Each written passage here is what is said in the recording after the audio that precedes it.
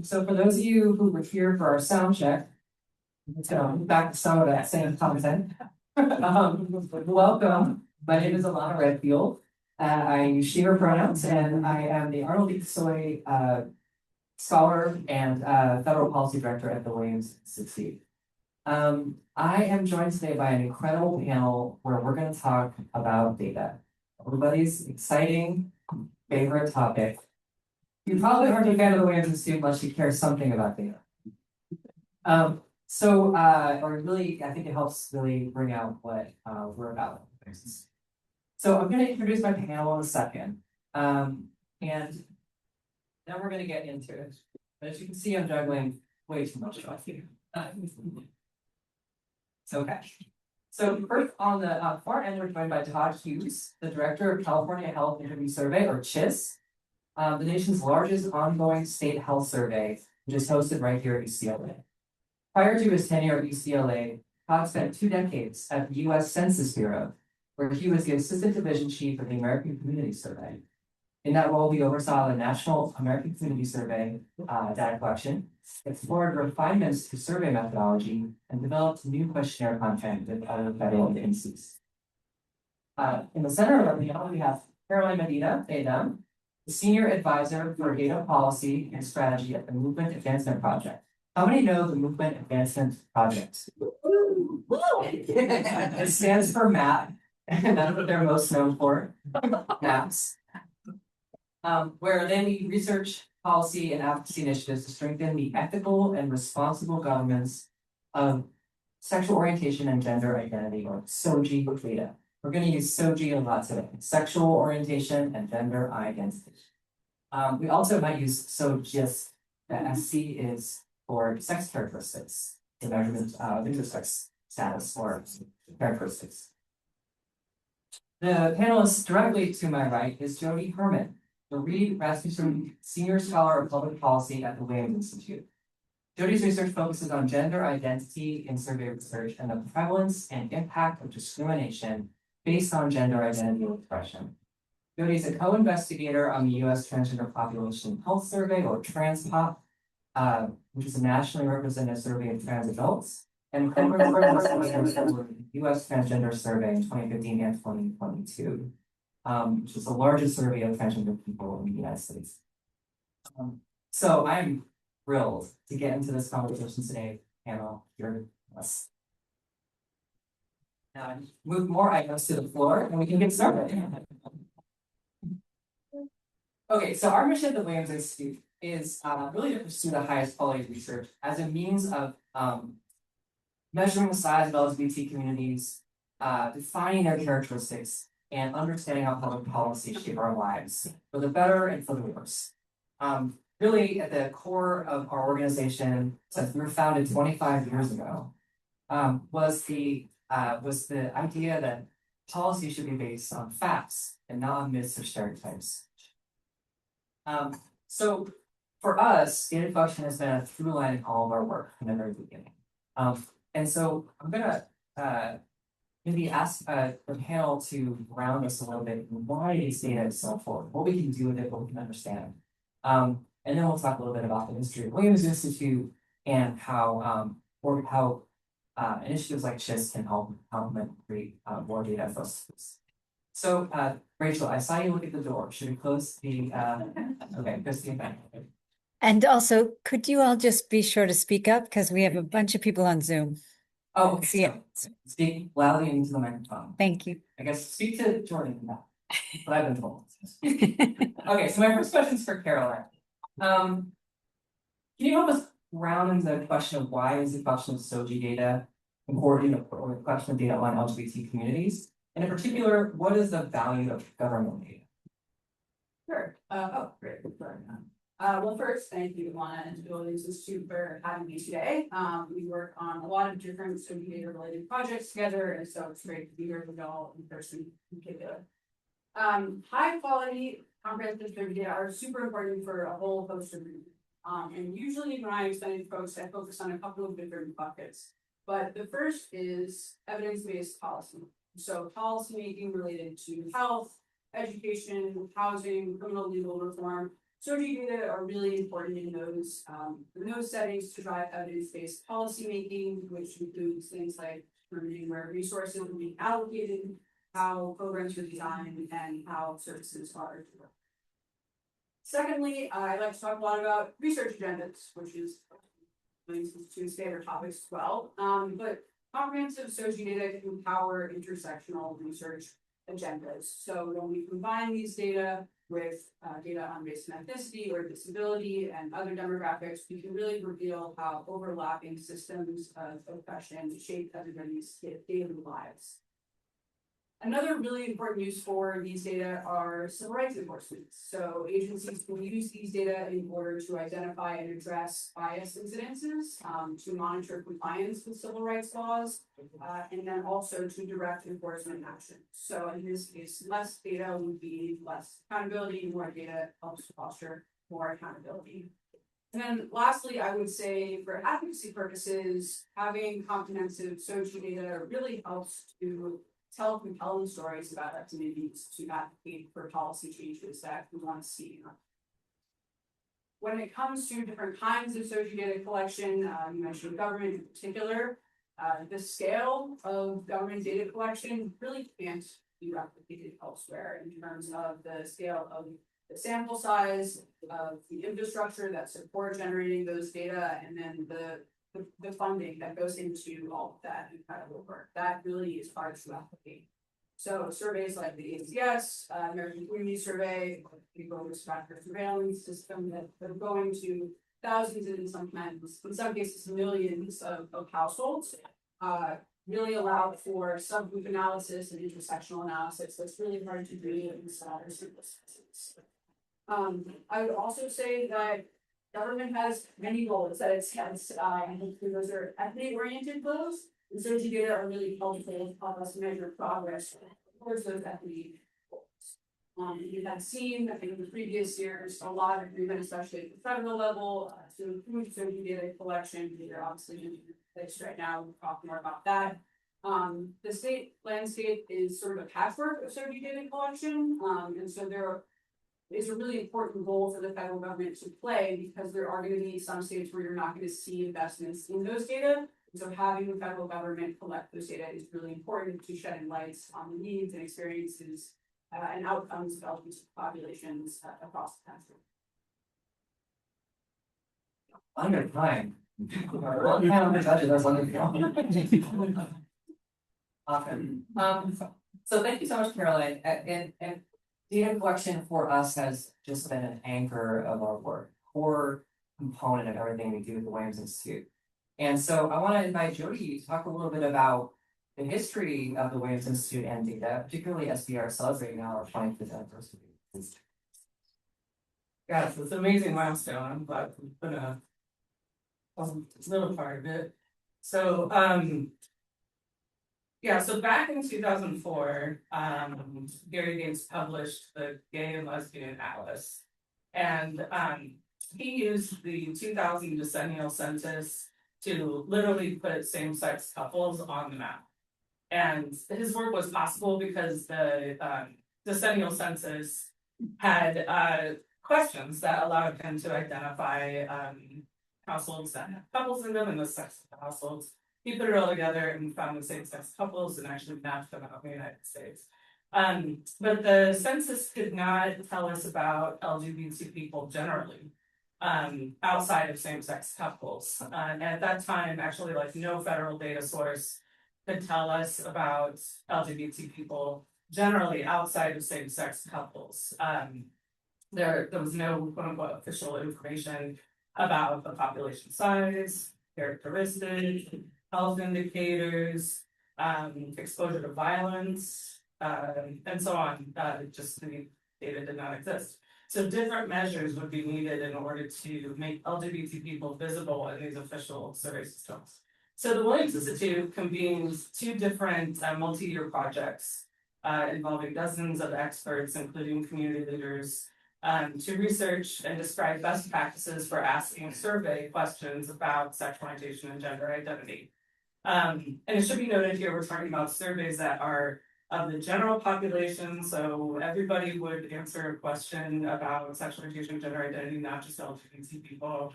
And these are large scale, representative, and should be anonymous surveys, so that's kind of the context that we're talking about right now. So the first group was the Sexual Minority Assessment Research Team, which began in 2003 with funding from the Ford Foundation. And this was a collaboration of 27 experts, and from the Williams Institute, Gary Gates and Lee Badgett were involved, and they focused on 3 measures of sexual orientation: sexual identity, sexual behavior, and attraction. And that final report was published in 2009, and it recommended measures for each of those aspects of sexual orientation. And then further research has been conducted since then. But the work from the SMART group, you can see it kind of reflected in the development of sexual orientation questions on federal surveys like the National Health Interview Survey. So the second multi-year project began in 2011, and it focused on gender identity measurement. And the group was called the Gender Identity in U.S. Surveillance, or GENIUS group. And I think we can credit Scout for the name, and it was a thinly veiled attempt to one-up the SMART group with our name, SMART students. From Williams, Gary Gates and I served on the steering committee, and Lee Badgett was a co-author on the report. And all told, there were 25 of us in that group. And Sari Reisner and Amelia Lamarty were part of it, and they conducted cognitive testing studies that informed our work as we went along. So we published that report in fall of 2014, and we described a couple different approaches for gender identity measurement. One was a 2-step approach, which asks separately about gender identity and sex assigned at birth. It was first developed, a lot of people don't know this history, but it was first developed in 1997 by the Transgender Health Advocacy Coalition in Philadelphia for a local survey that they were conducting. And then it was later further developed and used in some groundbreaking trans health research by Jessica Xavier in DC and Virginia. And I remember early on in my grad career, learning about the 2-step approach when I went to see a presentation by Jessica Xavier and Ben Singer, and it kind of really set me up to follow their work for us together. So updated versions of this question eventually appeared in federal surveys like the National Crime Victimization Survey, which is absolutely fantastic. So we also described a single item approach. So one question asking if you consider yourself to be transgender. It provides a definition, and then you just answer yes or no, and sometimes with a follow-up to get more information. And that question originated in Massachusetts and was added to the Massachusetts Behavior Risk Factor Surveillance System back in 2007. And in 2014, the CDC made it an optional question that states could adopt for their behavior risk factor surveillance system surveys, which is one of the major health surveys that we conduct in the United States. And also in that report, we proposed a measure for further testing to identify members of the intersex population. That was just like kind of a very initial step.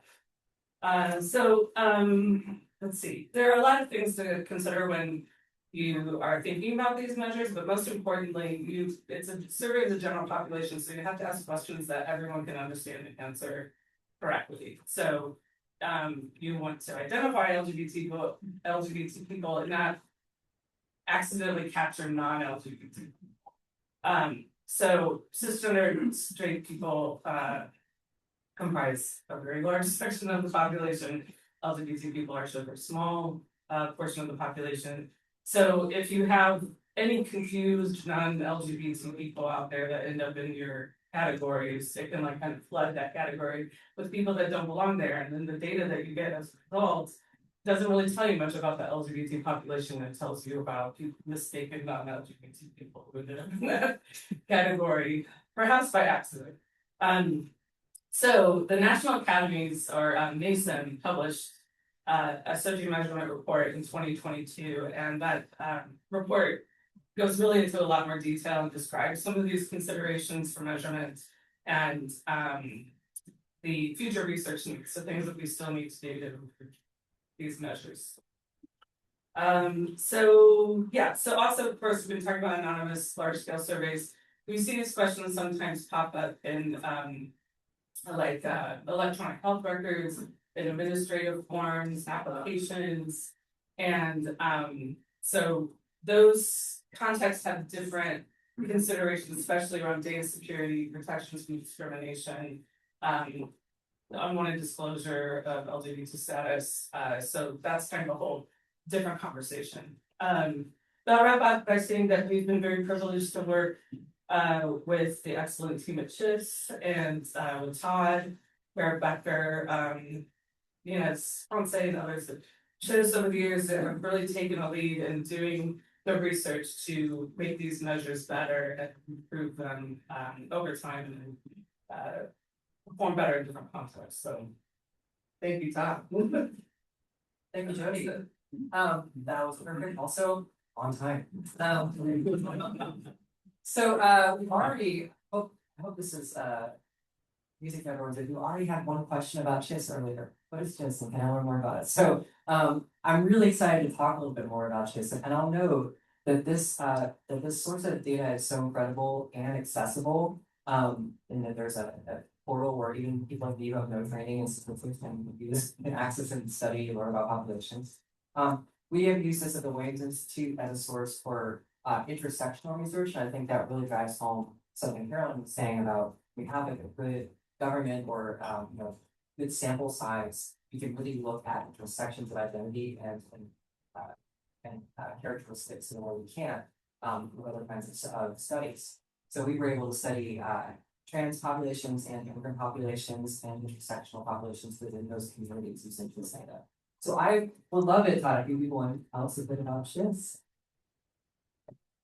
Thank you, Alana. And thank you, Williams Institute, for 25 amazing years. We share a birthday. The California Health Interview Survey is also celebrating our 25th anniversary this year. Thank you. So the California Health Interview Survey, or CHIS, as I'll refer to it going forward, is the nation's largest ongoing state population-based health survey. We interview about 20,000 adults each year in the state of California. And since its implementation in 2001, it's really been an essential assessment tool for California to meet state and local needs for population-based health data. And that could be used for anything from policy analysis, development, and advocacy, service and program planning, and research. It's used as an assessment tool by state health agencies, local community health groups, et cetera. It's got very wide uses across the state. And the CHIS questionnaire, speaking of intersections, covers a really broad set of topics. And so it enables a really robust data set. I think there were over 600 questions and topics that we published data on from the last iteration of the survey that was released last year. So it includes topics from health conditions, health behaviors, access to healthcare, mental health, social determinants of health, and it's a really robust set of data, as I mentioned. It is a collaborative project. We have a bit of a decentralized funding model. We call it our biannual bake sale.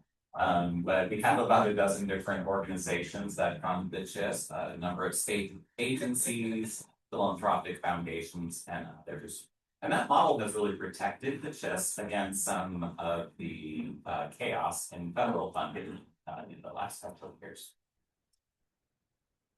CHIS conducts sample interviews with one adult in each of the addresses that we randomly select across the state. And if that adult is the parent of an adolescent age 12 to 17, we ask their permission to also interview that adolescent. And if they have children age 0 to 11, we'll conduct a parent proxy interview for one of those sample children. So we have data on children, teens, adolescents, and adults across the state of California.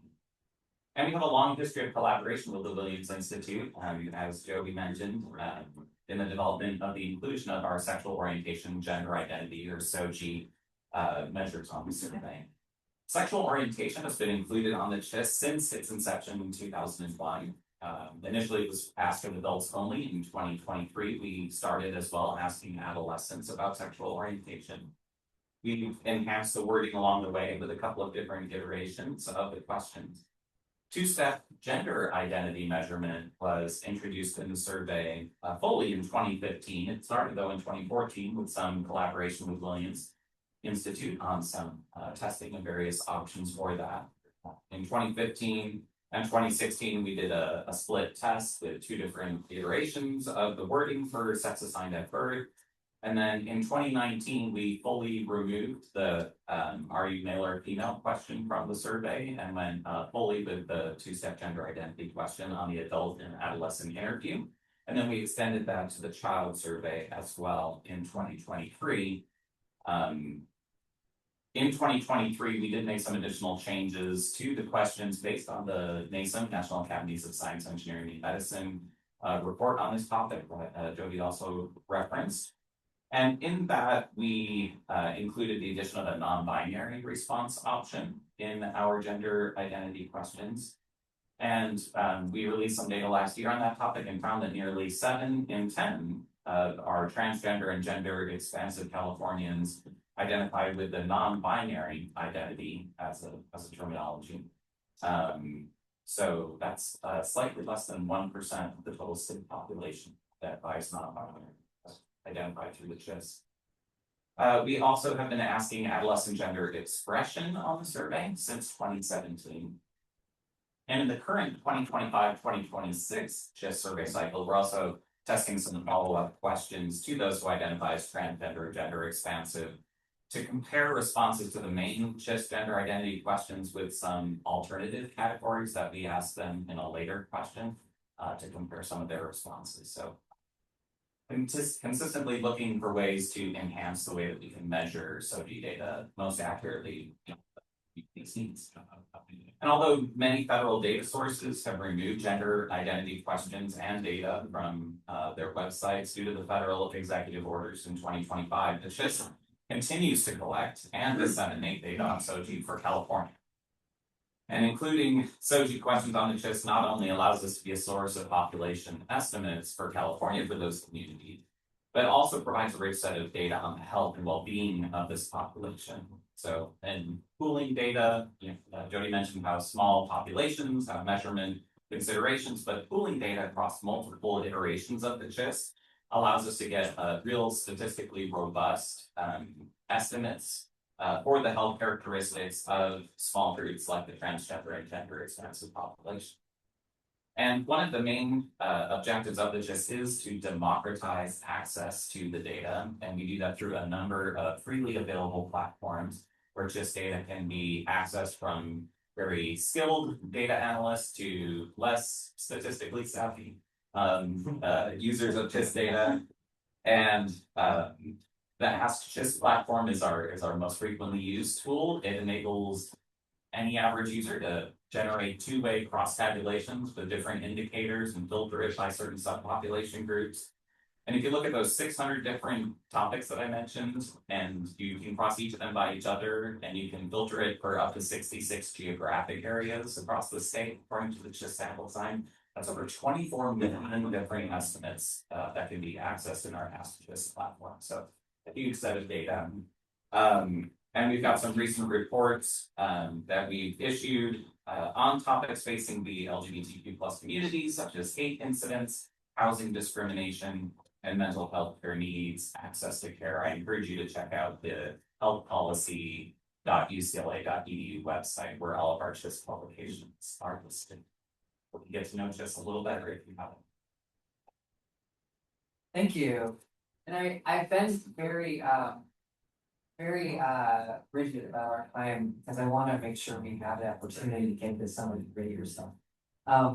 So thank you to the whole panel for talking a little bit about their work.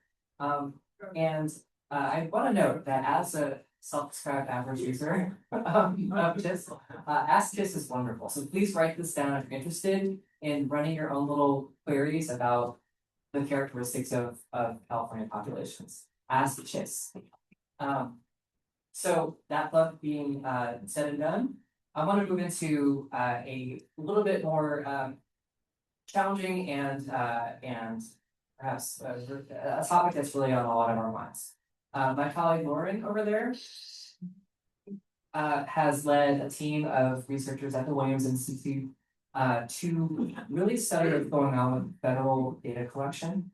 So as you probably know, the president issued an executive order on day one of this new administration that defines sex based on anatomical characteristics at quote conception and as unchangeable. Therefore, it became at that point the policy of the federal government that gender identity, trans people, non-binary people, and intersex people are no longer recognized by the federal government. And one way that that has played out, as our panel has alluded to, is the removal of how many collections? So from how many collections? Over 360 collections have had changes made to erase transgender people. And over 60 collections have erased sexual orientation, even though it's actually not even required by executive order. What this means is it's hard to really take in the impact of this, but I'm going to give our panel a chance to talk about it because I think we have some great perspectives here. So I'm going to start with Jody. What's the impact of these removals? Well, I think the impact is vast, but I'll just mention a couple things. So at Williams, we publish estimates of the size of the LGBT population and specifically the trans population separately for all 50 states and DC and nationally. And we have relied on the CDC's behavior risk factor surveillance system and the CDC's youth risk behavior survey to make these estimates. And so we just published updated population estimates for the trans population last year. We've got LGBT population estimates upcoming this year. And these two surveys also are used to look at health disparities between LGBT, non-LGBT people and trans people, cisgender people. So as of 2025, the CDC is no longer providing the gender identity data. As I'm not sure about sexual orientation, I think they will be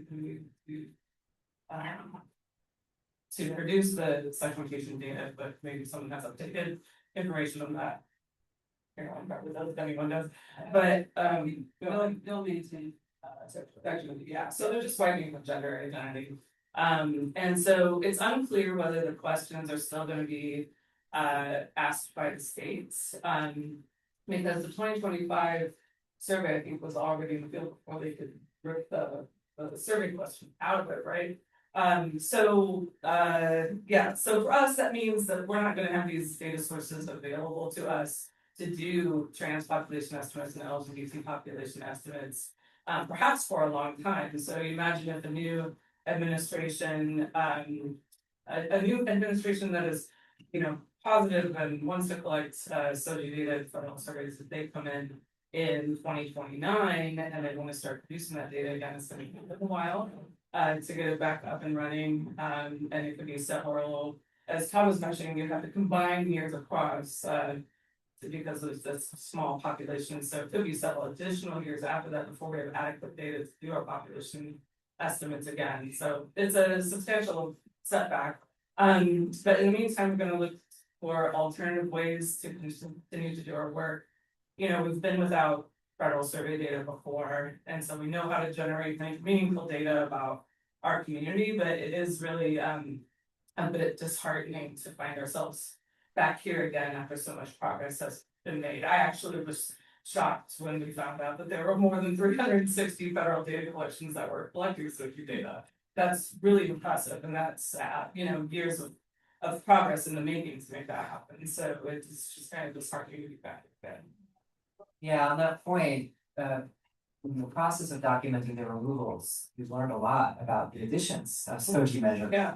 And Lauren's been working on a map showing the timeline from the beginning to the present day. And it's striking. A lot of it happened under President Biden.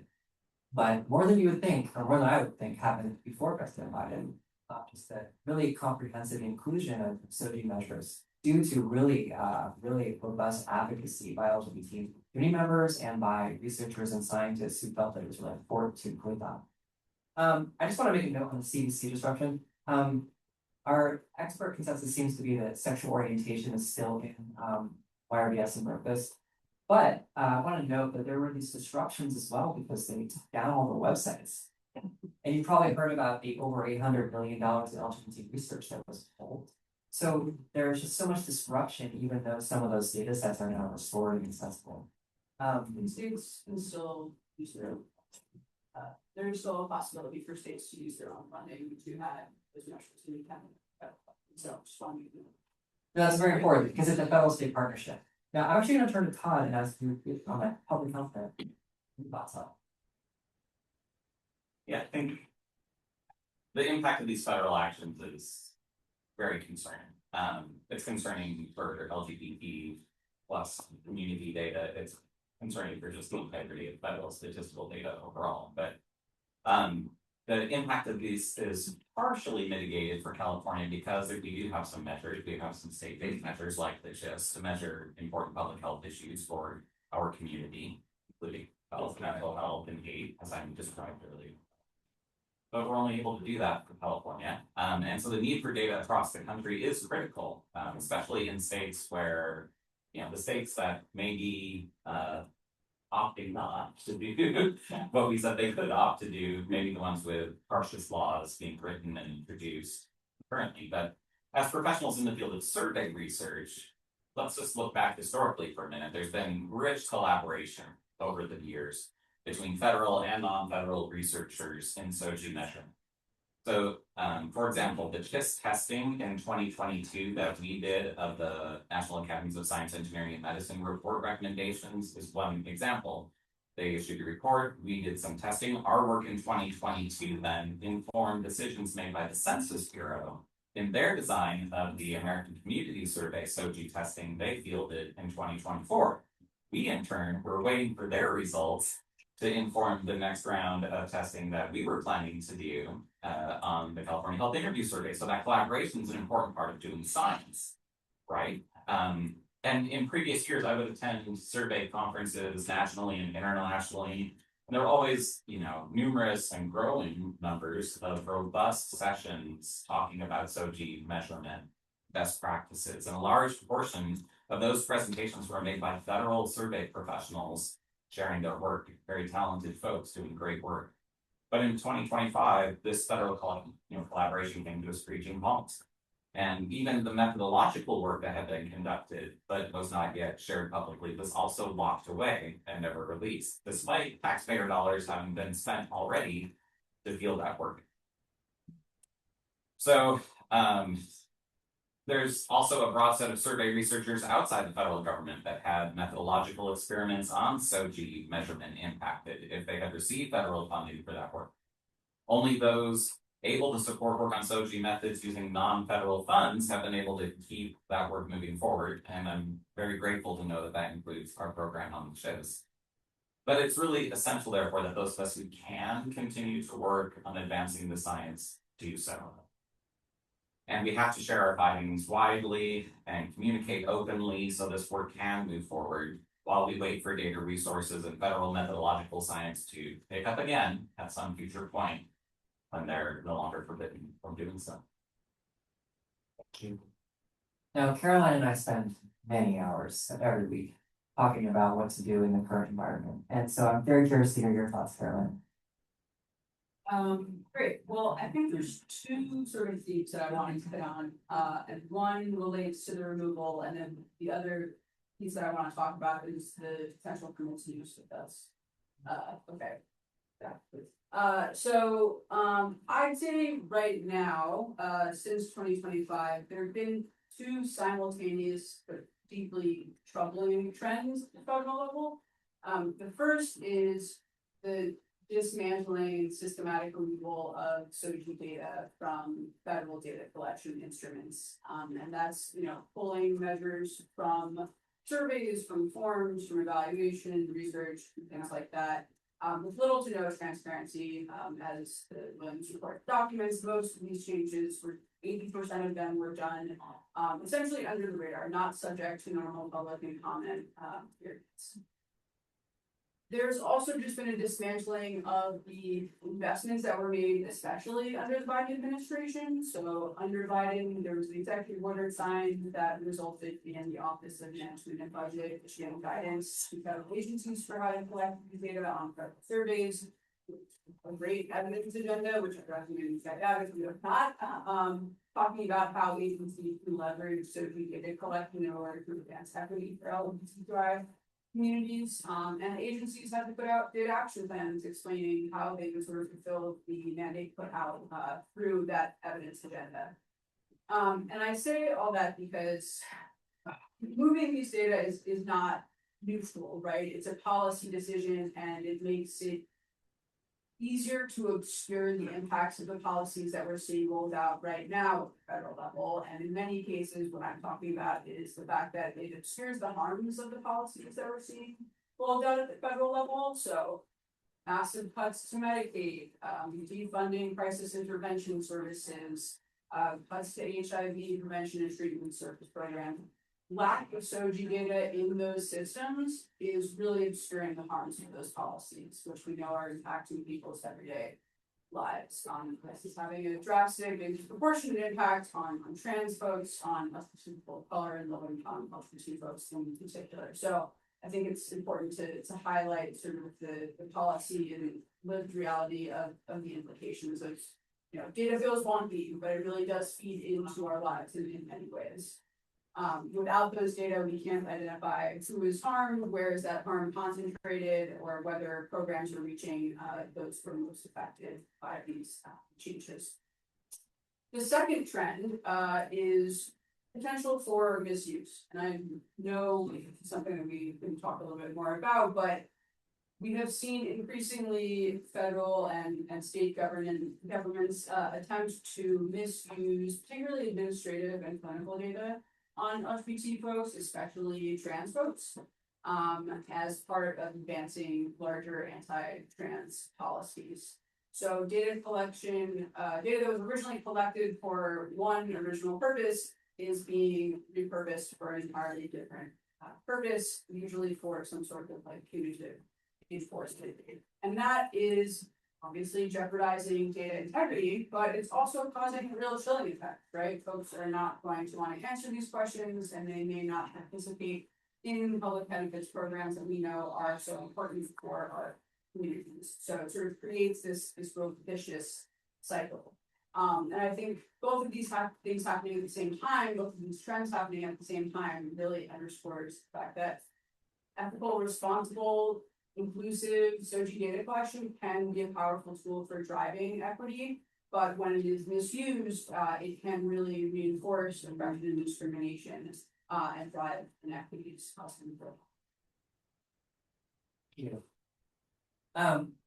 So we now have this situation where we have the best data we've ever had on LGBT communities. We know more than we've ever known about LGBT communities, and young people are connected with that information, whether it's through research publications from everyone at the table here, or whether it's through social media or films or any context where you can get that information. So we have this incredible transparency and visibility of LGBT experiences. And we have a government that has decided officially not to recognize transgender people, and I would say is arguably on the brink when it comes to sexual orientation. They did put out a study last week or 2 weeks ago about same-sex couples, but there's still some movement around sexual orientation and same-sex couples as well as marriage that could also affect how public policy approaches LGBT communities broadly. So with that tension, there's this I like to emphasize that there are all these young people who self-identify as LGBTQ or intersex or two-spirit, and also are like empowered with all this information to potentially make change. And we have a government that says that these communities don't exist and shall not have power. And we have all these incredible tools and methodology that we've developed through years and years and years of science. I want to ask the panel about the future. What does it look like? And if there's anything you're working on now that you'd like to talk about to give everyone a little bit of optimism. Or Cynicism. Oh, yeah, let's pick somebody. Let's start with Caroline. Okay. Well, we'll see where it lands. Yeah, I mean, so I think there are activities that have happened, especially over the last year and change, that are notable and important and that we need to continue in the future. So the monitoring and tracking that Williams has done is hugely important, just for accountability purposes. To see where these changes are occurring. If we have a federal government once again that is really committed to data equity, it would be really useful to have this timeline and map of where all of these removals have occurred. Submitting public comments continues to be important. Being on the record, creating an administrative record when you oppose the removal of certain measures in addition to other policy changes continues to be important. I think a concrete example of this, Jody mentioned the National Crime Victimization Survey. We have unfortunately seen demographic questions removed from that collection, which is a loss. But thanks to public comments that were submitted, they have maintained a question that allows folks to indicate that they have been targeted for a hate crime on the basis of being transgender. So that's still important data, and that was maintained thanks to pushback from organizations that called out the statutory need for those data. Congressional oversight will be important. There is some positive reporting language that was included in the appropriations bill a few months ago, and that really calls for the Census Bureau to document where all of these removals have happened in a way that is sort of inclusive. I would interpret it as inclusive of SOGI, but the idea is for the Bureau to report all of those changes and to make the data available in unaltered form to members of the public. So that is another important piece. And then litigation continues to be important both for pushing back against the removals of these data. We have seen websites and data sets restored thanks to litigation. The Doctors for America lawsuit, for example, resulted in almost 200 websites with public data related to health being restored. But it's also been helpful to push back against instances of government misuse of data, which I mentioned earlier. So I think all those things in the future really need to continue to happen. And then I think investments by state stakeholders and local jurisdictions with the appropriate safeguards in place to help fill gaps in the federal left by the federal government withdrawing from this work will continue to be important. In addition to community-based research, the US Trans Survey is an amazing community-based resource. So I think continuing to invest in those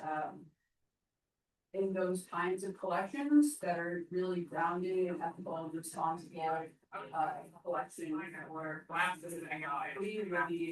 really important.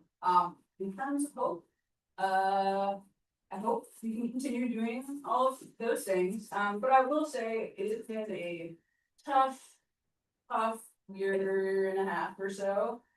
I have been heartened by the response of a lot of colleagues and sort of cross-movement organizing in order to try to meet the moment when it comes to the erosion of the public data infrastructure, which we're grappling with. So I think there's strong partnerships that have been built with community and other organizations. So that does give me hope for resiliency as we move forward.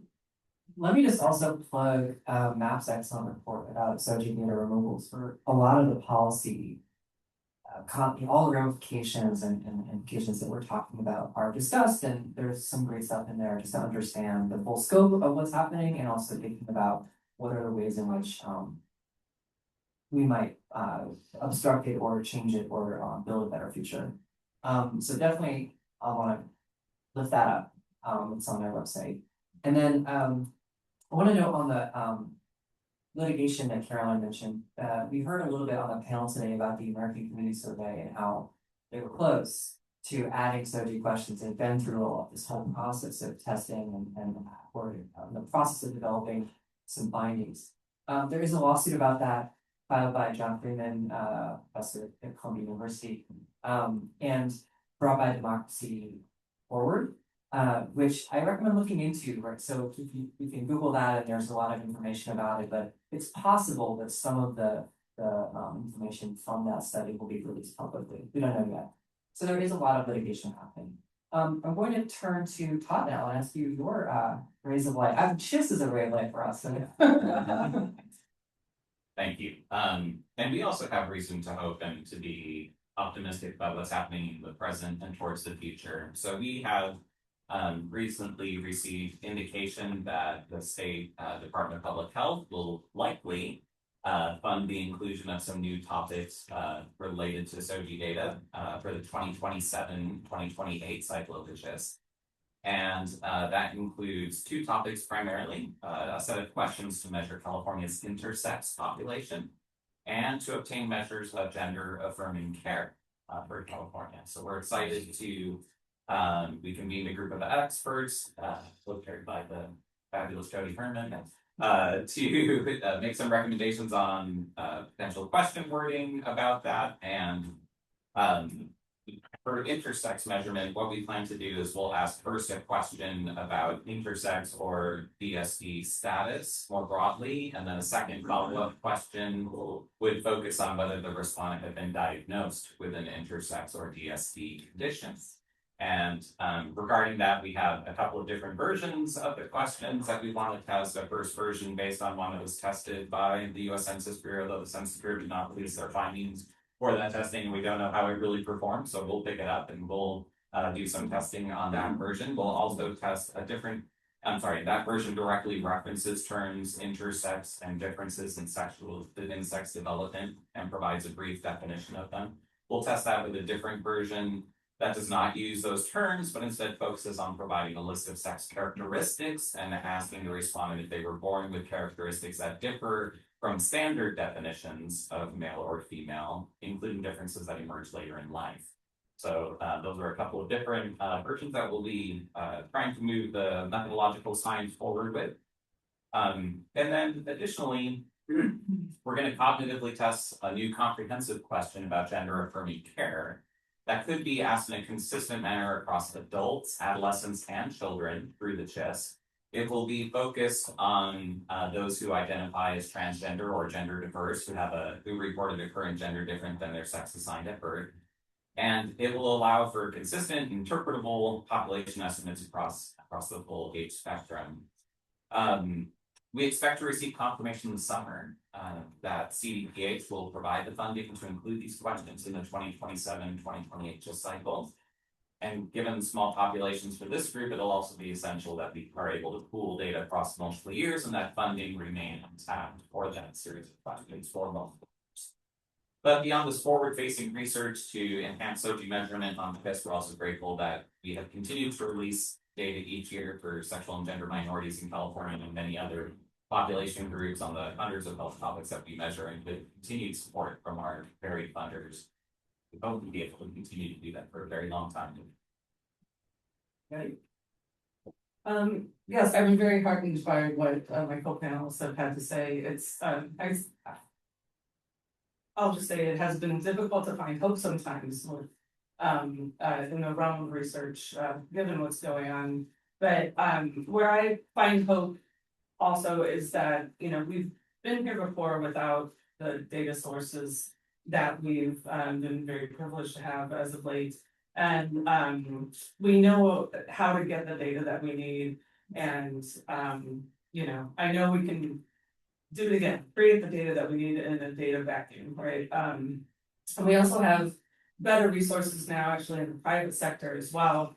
They've, you know, various survey firms have been asking SOGI questions for years now, and they know how to do it. We know how to do this, and we know how to work with them also to get the type of research that we need done. Also, Carolyn alluded to this. I have some hope in the States as well. Obviously, CHIS is definitely a shining light in California. But we're working on kind of at the beginning of a new initiative with colleagues at ICPSR, trying to tap into state networks in the hopes that states can collaborate in ways that they haven't before to try to piece together the data that we're now missing from the federal government.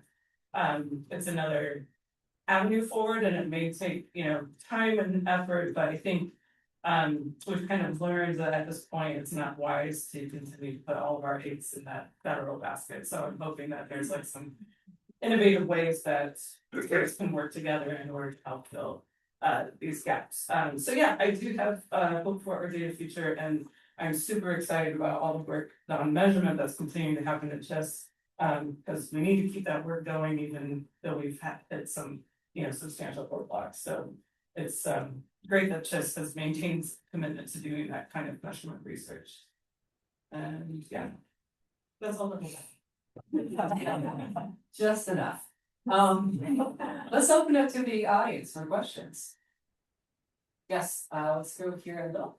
Hi, I'm Audra. Thanks for your time today. Caroline, you alluded to this in part, and I was wondering as well, with the kind of misuse of data, what are the ways that you can perhaps we can inspire greater faith, particularly in to participate in data collection with companies that so rapidly shifted. I mean, I can speak to data collection even if I do myself, and then also the public news members about things such as gender marketing, some licenses, and all of those be used. And I think recently I saw something about Idaho trying to make a public list of trans people in the state. And so, in order to capture that data, I'm just wondering what are ways that you can find more faith in like that stewardship of data and data collection and organization. That's a very long question. I'll probably talk Lana to also, and at some points we talked a lot about this. I think first, from sort of like the policy launch perspective, there are actions that state governments and local governments can take to really enhance good data governance practices and data privacy. We talk often about things like data minimization standards. There's ways for when it comes to EHR, data segmentation policies that some states have adopted. So I think there are good practices that states can adopt. There might be some states where it is strategically advisable to do that for a whole host of different characteristics as opposed to just SOGI. But those are good practices in general that are important for good governance that I think states should be adopting to ensure that people's privacy and sensitive personal information is adequately protected. I think the trust question is a very good one. I think it is going to take a lot to rebuild trust in the federal government's ability to collect data safely and securely. I think immigrant populations and trans folks in particular, we've seen really targeted for misuse. And so I think that there's going to require a lot of work by future government to build that trust. It's going to take a lot of engagement with community-based organizations, trusted messengers. But trusted messengers can feel good about messaging about the importance of the data. I think, and when you think about any data collection, I think there's like a cost-benefit analysis that you have to do. And I think it's important for folks collecting the data to say the reason they're collecting it, how it's going to be used, how it's protected, what are the legal protections that are in place, how can you file some complaints if you feel like it's been misused. So I think there are best practices both about collecting and protecting and governing data that do exist. And we have partners, and the map report that Alana alluded to earlier does include some links to some of our partners who are like very deep in good data governance and data privacy practices. What else? Wow, maybe we're all excited to jump in on this one. I love that you use the word stewardship because I don't think we actually have a legal framework for that in the US. Our privacy laws are sort of like a columnar, there's like everything that passes through and sometimes stuff gets withheld, but for the most part, there's a lot of interoperability and exchange of data. If you look at a counterexample with the GDPR in Europe, the European Union has this law that is very restrictive, and some of these there say it's too restrictive. So I think it's an important moment to think about what it means as for the government as a steward of our data. As we also consider all the different data points that are collected, that expands constantly, so it's not just surveys that we're talking about right here, it's also like our location data from our cell phones, or it's like everything that we message through social media or our emails, everything that we do is surveilled now in a way that hasn't been historically, or was, but differently. So I think the question of stewardship is central to our new era of data collection. And in a way that I'm kind of optimistic about, because I think we can this really exposes the vulnerabilities we're seeing in the data space right now. And of course, there's plenty of historic examples of surveillance and data being used against vulnerable communities, such as communities of color. But I think you can see now just how clearly the expansion of data needs to be run by a sense of stewardship.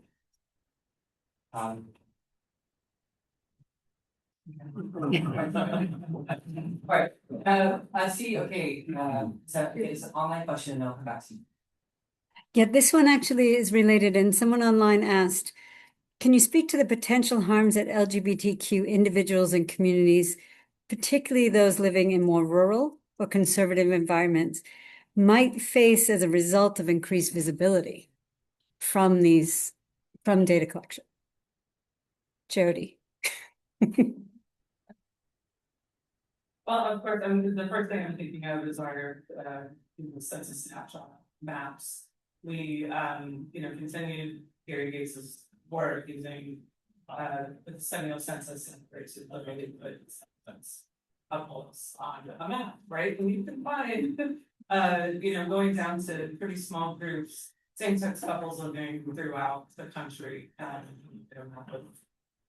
some more rural areas and find same-sex couples living there. Now, what does that do to their what does that visibility do to their, was the question more about personal safety, or was it about like security and whatnot? So I don't necessarily know. I know that the one thing in the census snapshots is that there was kind of an potential level of noise that was added to the data to protect like small small groups, people in small sample sizes in certain places. So we tried to be respectful of that level of exposure in the data set. But yeah, the world that I kind of inhabit kind of spaces is about it's supposed to have some anonymity, right? You're supposed to be able to hear answering these questions because it's an anonymous, very large scale data set. And when we look at some of our population estimates, like we for trans folks, for instance, or for LGBT folks, we go to the state level and not necessarily these granular levels. So it's something like in the scale of census, the decennial census, which enumerates everybody, that we're able to kind of drill down into these like very small geographic locations. We go to like the state level with our trans population estimates, or LGBT estimates. Actually, with CHIS and the ability to go into the counties, rural places, I'm sure you've probably had to consider these types of privacy and security things. So I'm gonna punt a little bit and kick it over to you to see what the CHIS practice is in order to safeguard the whole piece. Yeah, we have to take that very seriously. One of the ways that we do that in our public use file, which provides record level data, across all the responses to the CHIS survey. Number one, we eliminate from that data set the most sensitive questions. And number two, we don't provide any sub-state geographic identifiers. That said, we know that smaller communities have needs for data, right? And so we will provide estimates for small communities and modeled estimates for smaller communities, but we don't provide microdata for geographically identifiable reasons. So it's a combination of strategies that need to be employed, but it's something that we're thinking about every year as we prepare for the next data release, we review hundreds and hundreds of tables to check that exposure risk. Just another super plug for surveys, as opposed to administrative or other data collections, for surveys to offer this higher level of confidentiality and protection that's baked right into them. And I think that's something that should go into that sort of risk calculus, when you're thinking about sharing those data, because there are different risks of disclosure associated with different kinds of collections. And also, I would shout out your own report about surveys that just. A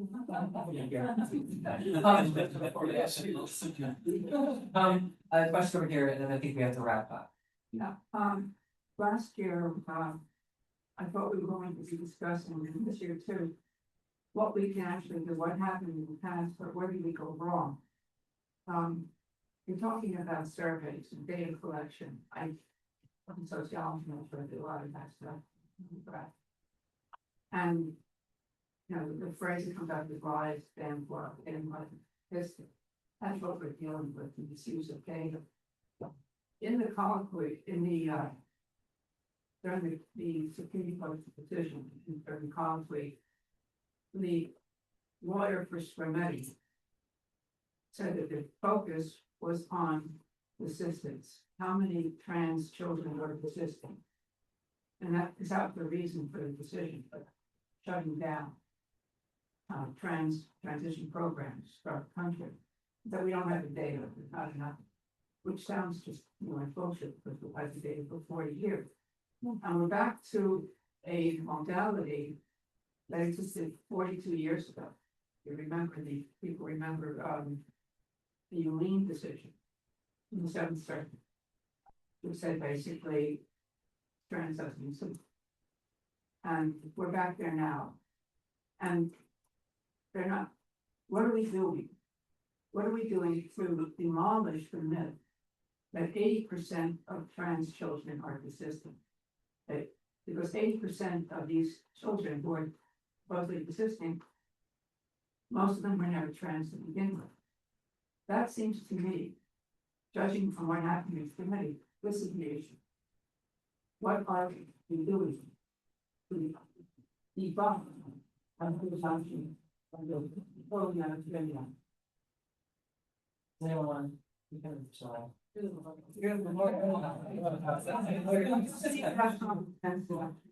Well, I wanna, yeah, I mean, I wanna start with saying that, as you mentioned, like, the research is there and it's consistent, and when we talk about that sort of 86%, so that's probably from a particular study that was represented in a certain way, and that representation was shared in an echo chamber. About 2013 census. Right, so like, I understand, so like, it's the findings that are presented in a way that imply one thing when actually the research found something different. And I think what we try to do at Williams Institute is really try to emphasize highest quality available evidence that we can use, and also try to convey those findings in a way that is explicit and clear. And then make sure that when that's being done, that is completed, that you know, that we're basing our responses on facts, basing them on science. And so it is an extraordinary problem right now that policy, particularly on transgender issues, is based on wild misrepresentations. So I think one of our core approaches has been to just really drill down on our methodology and our rigor to make sure that what we put out in the world is consistent, reliable, and is like contributing to an area based on science. And that's not the end of the conversation. There's a lot more that has to happen there. And I think some of those conversations happen outside of this room, but it's something that I think from our perspective, we have to maintain fidelity to the highest quality information, because we need to be able to say, look, this is something you can trust, and you can stand on, and you can stand behind. Before I take the second question, I just wanted to see that there. Yeah, I would just say really quickly that, you know, just in our work on population estimates for trans youth, you know, we do see that trans youth identify as trans and rates that are higher than older, you know, older age groups. But if it was true that there was you know, a sizable group of young people who no longer identify as trans later on, we would kind of see this cliff that takes place, right? But in our newest studies with the Burfus data and with YRBS data, which we no longer going to have, we were just starting to see the younger age groups as they grow older, right? And you can see that the older age groups actually don't stay the same. You know, the older age groups are also increasing at a rate that you would see if the young trans folks were, you know, aiding with those groups and maintaining the trans identity. So we do have some evidence to debunk this idea. But we were just getting going with it, unfortunately, because we need to track that time, right? So it's just also speaks to the importance of federal data. The other 800-pound gorilla is what actually is going on at a personal level. And I was on the last judging session before we started the lecture, and some of the other judges were talking about their experience, and one of them had been Supreme Court clerk, and talked about how all of these justices, 6 Republican judges, can't stand gay and trans people at a visceral level. Forget about the law. Maybe Neil. You weren't going to, even Forster, who wrote Rockford's opinion, he has 4, Norfolk, he does that because the smoke screen to hide his personal dislike of radical feminists. I am so sorry. We do have to wrap up. There's another panel coming right up, and I've been informed that it's time for me to get off the stage. So I must. So thank you for the question, for the comments, and for us to consider that. I think actually our next panel is going to talk about public discourse and about how to engage people in ways that can really change narratives. So please stick around for our next panel coming right up. Thank you again so much for